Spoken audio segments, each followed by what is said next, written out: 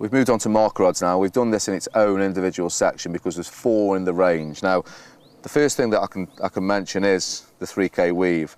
This will match any of the actual fishing rods in the range, so suppressors or velocities or XS1s, that will match up if that's what you want to do with the range, if you want to be a tackle dart.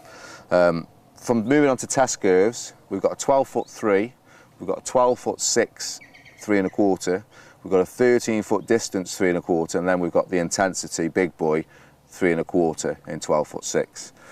The first thing I'll say about any marker rod, and certainly the ones in our range, are they all come with 50mm butt rings as standard.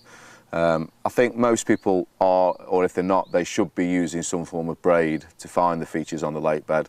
No stretch, so obviously you're going to get a lot more feel for what's down there. So 50mm butt rings are, in my opinion, essential.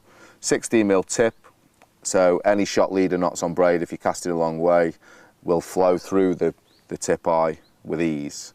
Now, the main, or in my opinion, the main selling point about these is the tip is nearly 5mm thick.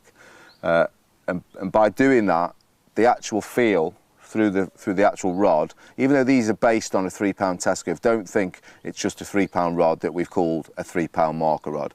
It's not based on a 3-pound test curve. The tip is 5mm thick, like I've just mentioned, but what that will do, it will transform all the feel straight down into your hands, so any pebble will feel like an absolute rockery, you know, so it really does transform that feeling straight back down the rod butt.